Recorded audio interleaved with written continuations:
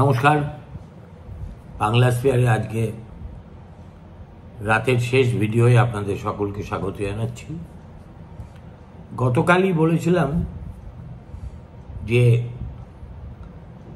একটি ভিডিও করব যেখানে কিছু আমার কথা আমি বলতে চাই, তারপরে তালে গোলে এইসব ঘটনার ফলে কালকে তো পারিনি, আজকে তাই পণ করে বসেছি যেটা শেষ করে তবে আলো নেভাবো। আর লাইভ করলে অনেকক্ষণ অপেক্ষা করতে হয় বলে আমি এটাকে রেকর্ড করেই আপলোড করে দিচ্ছি। দেখুন, এমন একটা ঘটনা আমার জীবনে ঘটবে এবং তাই নিয়ে আমাকে ভিডিও করতে হবে, এটা আমি কখনো ভাবিনি। তার কারণ, দেখুন, আমি যে কাজটা করি তাতে প্রত্যাঘাত আসবে,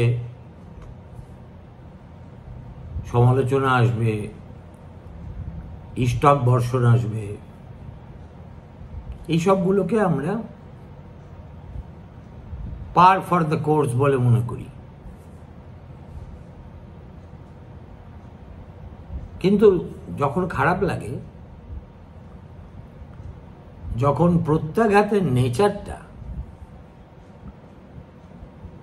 অত্যন্ত ক্লিব জাতীয় লোকের হাত যশ বলে মনে হয়। আমার গল্পটা গল্পর মতো করেই শুরু করছি, যাতে আপনারা বুঝতে পারেন। এবং যেহেতু বিষয়টি এখনো বিচারাধীন, অতএব আমি আমার অধিকারের সীমার মধ্যে থেকেই যা বলার বলব। আপনাদের অনেকের স্মরণে থাকতে পারে, গত 1 তারিখে আমি একটা ভিডিও করেছিলাম সিভিক ভলান্টিয়ারদের নিয়ে, যার শিরোনাম ছিল টিএমসির গেস্টাপো।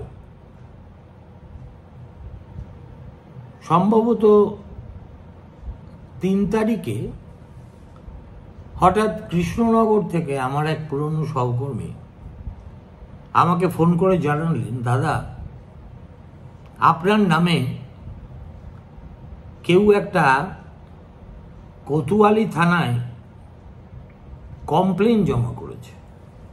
বললাম, আমার নামে? কি বিষয়ে কমপ্লেন? তাও আবার সুদূর কৃষ্ণনগরে? সে বলল, ওই যে আপনি সিভিক ভলান্টিয়ারদের বিরুদ্ধে কিছু বলেছেন না। আমি বললাম, হ্যাঁ বলেছি তো।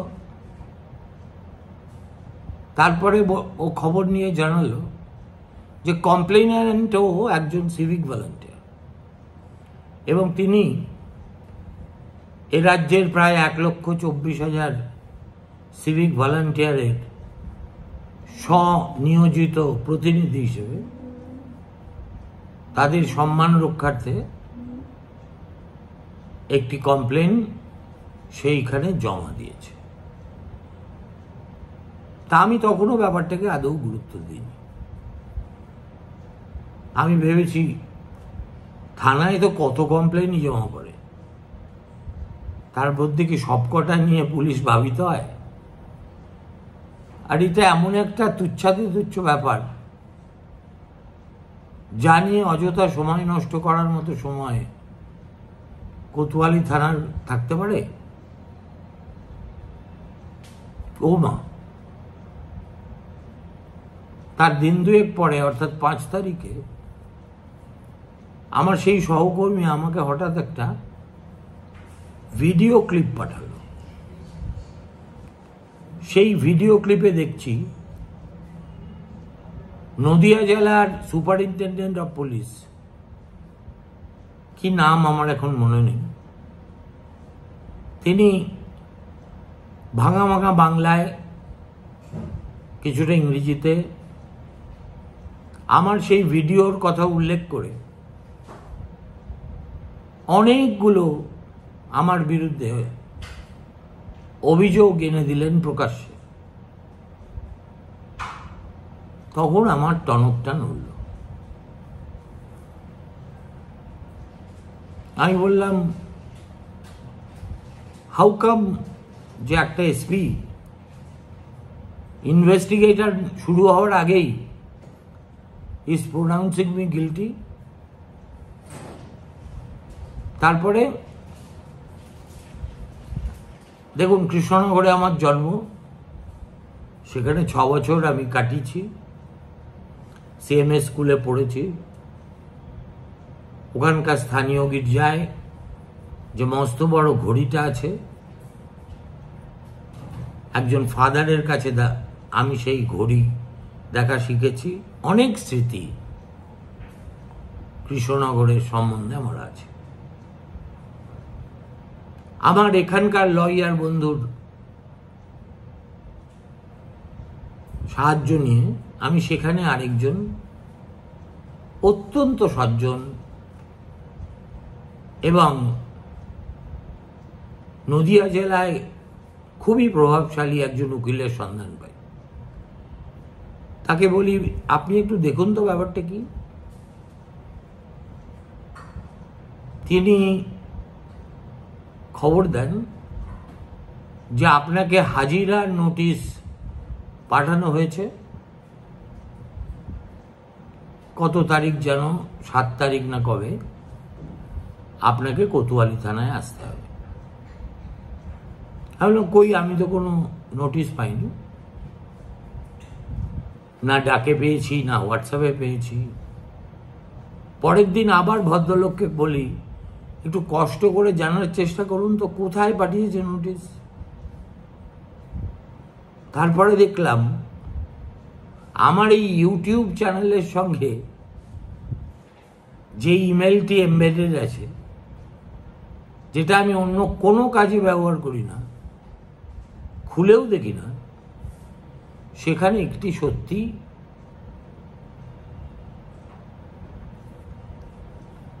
নোটিশ এসে পৌঁছেছে, যেখানে বলা হচ্ছে যে 6 তারিখে বোধহয় আমি রিসিভ করেছি, বা 5 তারিখ রাতে, গভীর রাতে, 7 তারিখে আমাকে দুপুর 1টায় যেতে হবে। দেখুন, I am a law abiding citizen,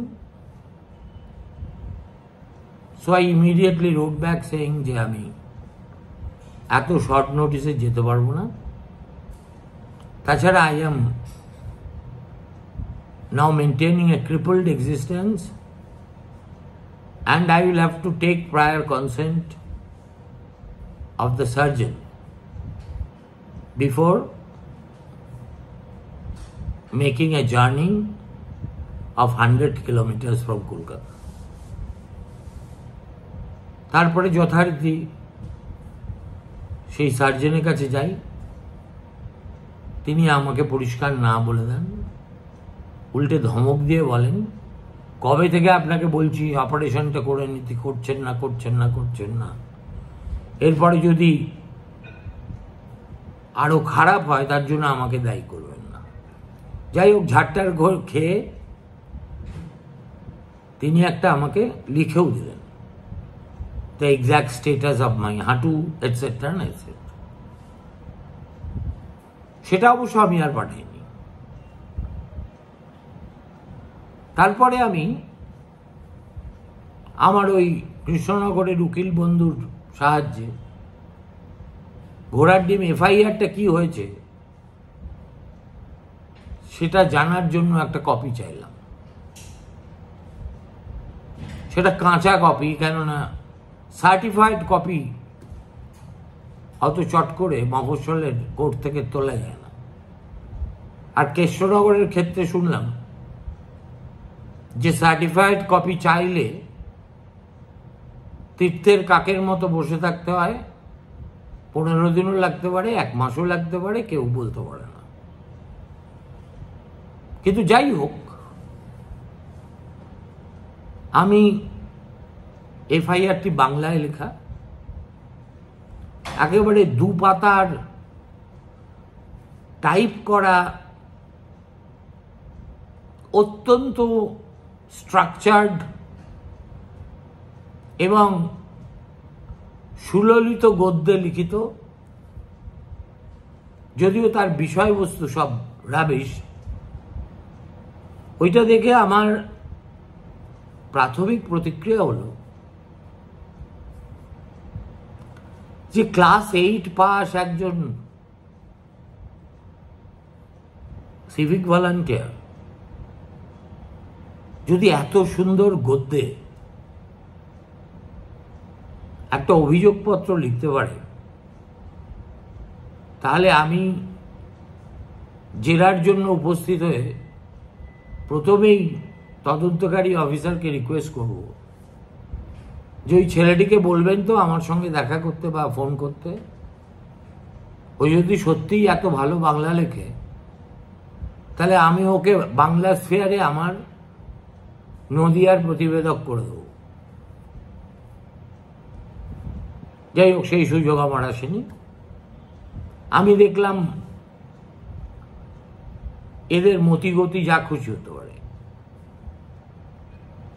যেখানে ওই এফআইআরটায় ওই সিভিক ভলান্টিয়ার ছেলেটি এসেনশিয়ালি হ্যাজ প্রেড ফর একটা আমার বিরুদ্ধে যাতে একটা ডিফামেশন মামলা হয়, অর্থাৎ মানহানির মামলা। কার মানহানি? ওই সিভিক ভলান্টিয়ারদের মানহানি। এইটাই যদি প্রেয়ার হয়, তাহলে এফআইআর এ যেসব ধারা দেওয়া আছে এই নতুন বিএনএস থেকে, সেই ধারাগুলির একটিও আমার ক্ষেত্রে প্রযোজ্য হতে পারে না। কেননা আমি তো একটু জানেন পোড় খাওয়া জিনিস। আমি বসে বসে বিএনএস এর খাতা খুলে প্রতিটি ধারায় কি লেখা আছে সেটা মন দিয়ে পড়লাম। পড়ে বুঝলাম এটা আর কিছুই নয়, আমাকে ফাঁসানোর চক্রান্ত। যে অভিযোগকারী সে ডিমান্ড করছে মানহানির মামলা, আর তার বেসিসে সেটাকেই এফআইআর ধরে যেসব ধারা আমার বিরুদ্ধে দেওয়া হচ্ছে, যেগুলো is very punitive and some of which are non-cognizable, অর্থাৎ পুলিশ চাইলে আমাকে ওই ধারায় অ্যারেস্ট করে নিতে পারে। যদিও defamation is a non-cognizable offense, unlike some of, sorry, আগেরটা non-cognizable হবে, তখন I smelt a rat।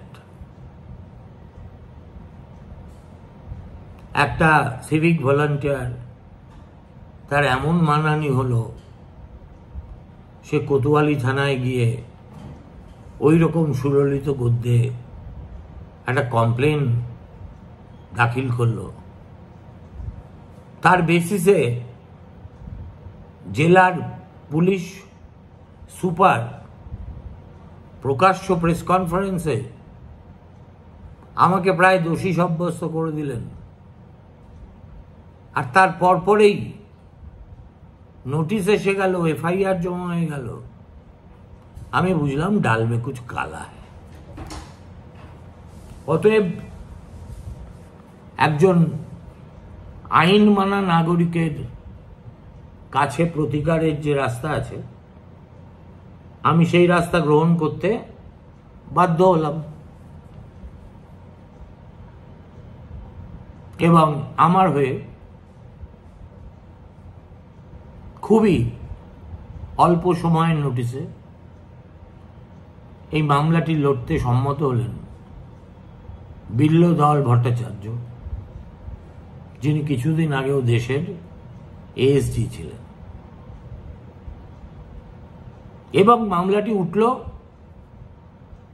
রাজর্ষি ভরদ্বাজের কোর্টে। তাতে যে ইন্টারিম অর্ডার বিচারপতি ভরদ্বাজ দিয়েছেন, আমি তার বিস্তারিতের মধ্যে যাচ্ছি না, খালি একটুখানি অংশ পড়ে শোনাচ্ছি। যে নদিয়ার এই এসপি সম্পর্কে হাইকোর্টের বিচারপতির অবজারভেশনটা কি। দ্য রেসপন্ডেন্ট নাম্বার 2, মানে এক্ষেত্রে SP, the superintendent of police Krishnanagar has alleged that the video in question is false, untrue and incorrect. Prior to the completion of the investigation by respondent number 4, mane Kotuwali Thana, in as much as the petitioner, being a journalist by profession, is entitled to the protection of the fundamental right to freedom of speech and the press as guaranteed under Article 19(1)(a) and the right to carry on profession under Article 19(1)(g) of the Constitution of India. The registration of the FIR or issuance of the notice against the petitioner prima facie appears to be an outright violation of the above mentioned fundamental rights as enshrined under the Constitution of India. In the light of the above observations, this court direct for a stay on all proceedings, etc., etc. এই হচ্ছে মোদ্দা কথা।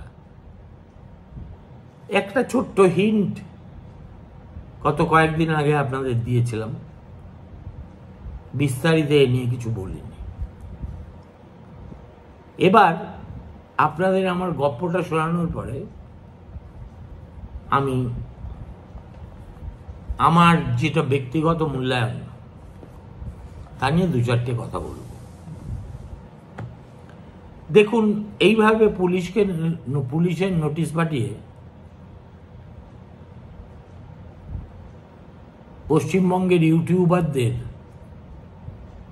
মমতা বন্দ্যোপাধ্যায়ের সরকার হেনস্থা করছেন, এটা যে আমার ক্ষেত্রেই প্রথম হলো তা তো নয়। সন্ময়কে যে কতবার এরকম নোটিশ দেওয়া হয়েছে আমি বলতে পারবো না। বেচারাকে তো একবার ধরে গায়ের জোরে অ্যারেস্ট করে নিয়েছিল এবং প্রচণ্ড হেনস্থা করেছিল শারীরিক। শফিকুলকে, তার স্ত্রী এবং জানি না বাচ্চাটাকেও অ্যারেস্ট করেছিল কিনা। শফিকুলের ভিডিও মাঝে মাঝেই দেখি সে বলে, এই রে আমার লাভ লেটার এসে গেল। তেমনি বাকিও আরো তো অনেকে আছে, তারাও হয়তো পেয়েছে বা না পেয়ে থাকলে পাবে। আমার তাই নিয়ে কোনো আপত্তি নেই।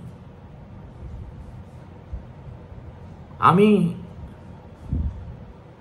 মমতা বন্দ্যোপাধ্যায়ের কাছে একটি আর্জি পেশ করতে চাই। সেটা হলো, দেখুন, আপনি যবে থেকে সক্রিয় রাজনীতি করছেন, আমি ঠিক তবে থেকে সক্রিয় সাংবাদিকতা করি। ফলত আপনি যেমন আমাকে চেনেন, আমিও আপনাকে চিনি। একদা খুব ঘনিষ্ঠভাবে চিনতাম, এখন আর সেসবের বালাই নেই। একদা আপনার সম্পর্কে এ রাজ্যের আরো অগুন্তি মানুষের মতো আমারও অনেক আশা ছিল এবং ইতিহাস আপনাকে একটা সুবর্ণ সুযোগ দিয়েছিল বাংলার শ্রী ফেরানোর। সুতরাং সেই বিশ্বাস আমার কমপ্লিটলি ধূলিসাৎ হয়ে গেছে। এবং আমি মনে করি as a journalist it is my birthright to criticize you and your actions. সারা জীবন ধরে আমি এই কাজটাই করেছি, কখনো বুদ্ধবাবুর বিরুদ্ধে, কখনো প্রিয়দার বিরুদ্ধে, কখনো সুব্রতর বিরুদ্ধে, কখনো সোমেনের বিরুদ্ধে, আর আপনার বিরুদ্ধে তো বটেই। ফলে আমি কে কি করি না করি সে সম্পর্কে একটা তো সম্যক ধারণা আপনার আছে। আমি না আসলে এই একটি কোথাকার কোন সিভিল ভলান্টিয়ার আমার বিরুদ্ধে একটা কমপ্লেন করে দিল, আর তার বেসিসে এফআইআর রুজু হয়ে নোটিশ এসে গেল, এটা না আমার শ্লাঘা বোধে খুব লাগছে। এবং এটা আপনাকে আমি অকপটে বলছি। দেখুন, কোন জেলার এসপির ঘাড়ে দুটো মাথা নেই যে তার ঊর্ধ্বতন কর্তৃপক্ষের সবুজ সংকেত ছাড়া বা সুস্পষ্ট নির্দেশ ছাড়া তিনি এ কাজ করবেন। SP has much more important things to do.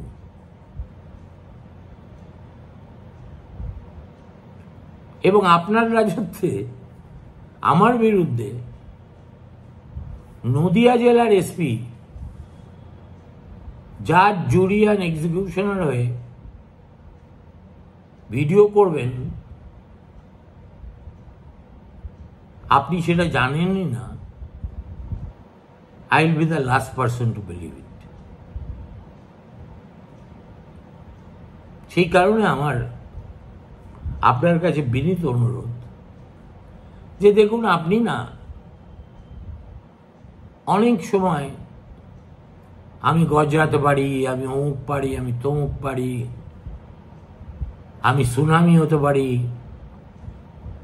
আমি প্রণামী হতে পারি,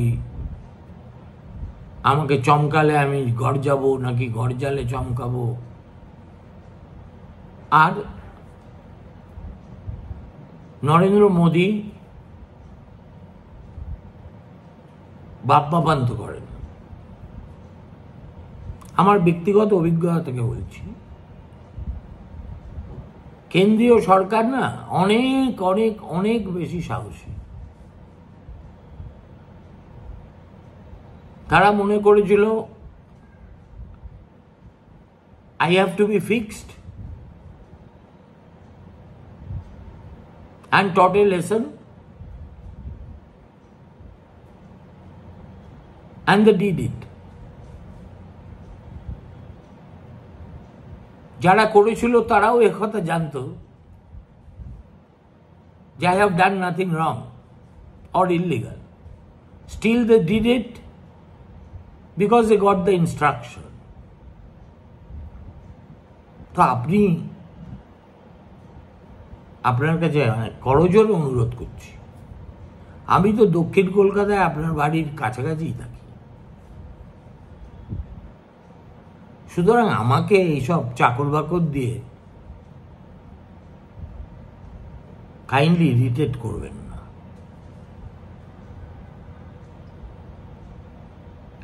আমি আমার কাজটা করি, আপনি আপনার কাজটা করে যান। অপছন্দ হলে আপনার কত সুপারি কিলার চেনা আছে। আমি তো রাস্তায় কোনো আপনার দলের লালু পাঁচুর মতো সুরক্ষিত হয়ে ঘুরি না। আমাকে মারা তো 2 মিনিটের ব্যাপার।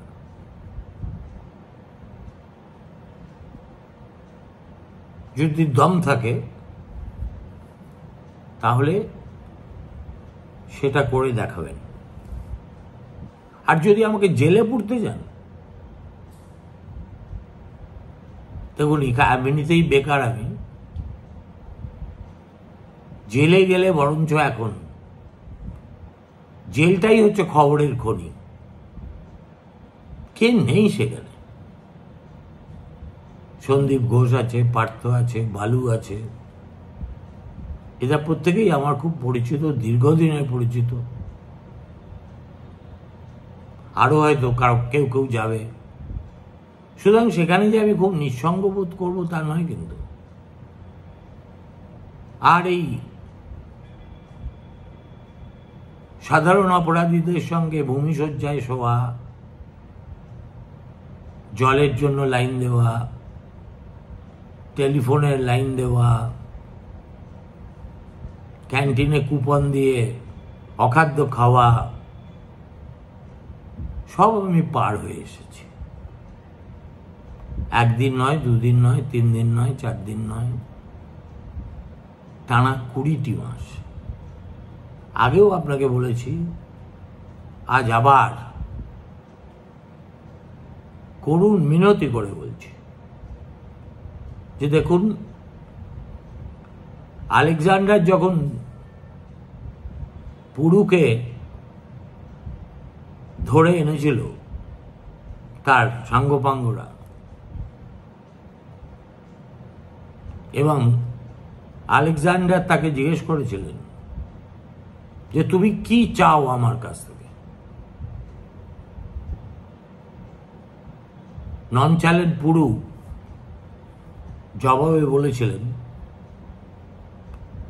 একজন বীরের কাছ থেকে বীরের সম্মানই আমার প্রাপ্য।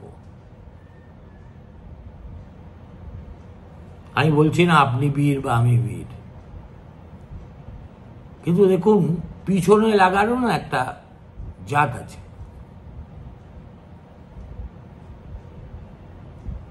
এবং আপনি মুখ্যমন্ত্রী এখন রাজ্যের, সুতরাং ফন্দি ফিকির যখন করবেন তখন এত পেডেস্ট্রিয়ান লেভেলে করবেন না।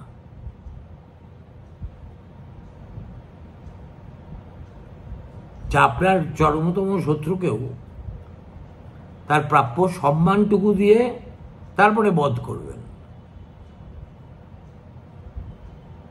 আমার কোনো আপত্তি নেই, কিন্তু এইভাবে আজকে কৃষ্ণনগর, কাল কুচবিহার, তারপরের দিন জলপাইগুড়ি, ঠিক যেভাবে বেচারা কুণালকে আপনারা গায়ের জোরে গোটা বাংলার যত জেল আছে সব নাকে দড়ি দিয়ে ঘুরিয়েছেন অকারণে, যদি আমাকে সে চেষ্টা করেন না, চেষ্টা আপনি করতেই পারেন, ফল যে আপনার পক্ষে যাবেই তা নাও হতে পারে। হাইকোর্টের এই রায়ের ক্ষুদ্রাতি ক্ষুদ্র অংশটুকু তাই আমি পড়ে শোনালাম যে my fundamental right to free speech and expression is not even an inch lesser than yours. আপনি যদি আমাকে সেই অধিকার থেকে বঞ্চিত করতে চান, দেশে সংবিধান আছে, এখনো বিচার বিভাগ বেঁচে আছে। অতএব একটাই অনুরোধ, আর এই বুড়ো বয়সে এই ধরনের ছেলে মানুষের মতো কাটি করাটা বন্ধ করুন। তার চেয়ে যদি সম্মুখ সমরে নামতে চান,